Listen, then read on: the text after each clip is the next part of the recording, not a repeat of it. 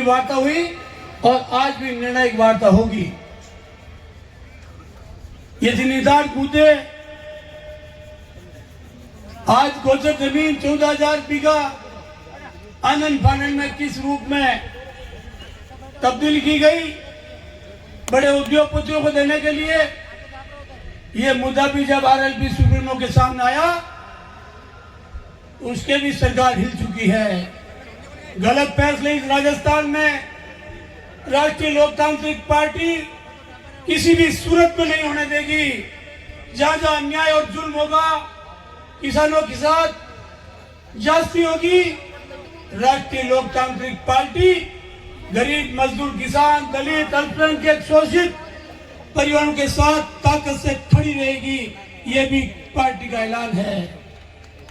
इस रूप में हम काम करना चाहते हैं। साथियों, आपको कहीं हौसले कमजोर करने की जरूरत नहीं है। हौसले बुलंद रखिए। जब इस देश का संविधान बना था, डॉक्टर भीमराव अंबेडकर साहब को मैं आज याद करना चाहता हूं। बाबा साहब ने कहा था, हे मेरे देशवासियों, मैं इस संविधान में हिंदुस्तान के आम आवाम को एक बड़ी ताकत देके जा रहा हूं। चुनी हुई सरकारें अगर आपके साथ नाइंसाफी करे, आपके साथ जो वादा खिलाफी करे, चुनाव में जो पार्टियां आपके साथ जो वादा करती है उसके खिलाफ चली जाए, तो समय आने पर बाबा साहब ने कहा कि ऐसे लोगों को वोट की चोट के साथ जवाब दीजिए। ये ताकत डॉक्टर भीमराव अंबेडकर ने इन देशवासियों को दी थी। लेकिन आप अपनी ताकत को समझते नहीं हो। कौन लड़ रहा है आपके लिए? कौन आपके साथ बैठकर बदमाशी कर रहा है? कौन आपके पीठ में छुरा घोंप रहा है? कौन किसानों को बर्बाद करने में लगा हुआ है? नौजवानों के बेरोजगारी की कगार पर जो पहुंचाने वाले लोग हैं, उन लोगों को आप सत्ता में बैठा देते हो। उन लोगों को जब चुनाव आते हैं तब बाबा साहब की बात आप भूल जाते हो।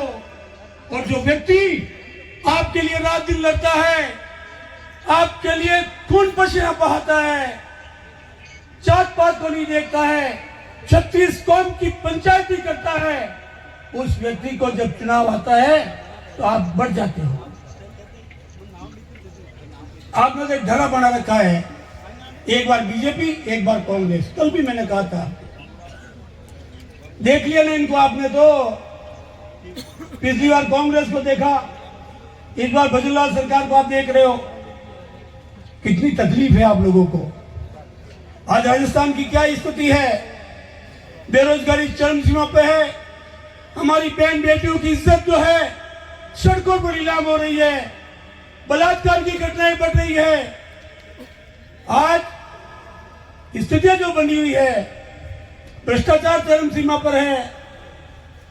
किसान मजदूर नौजवान अपनी मांग को लेकर सरकार के नुमाइंदों के पास जाते हैं तो आपकी कोई सुनने वाला भी नहीं है।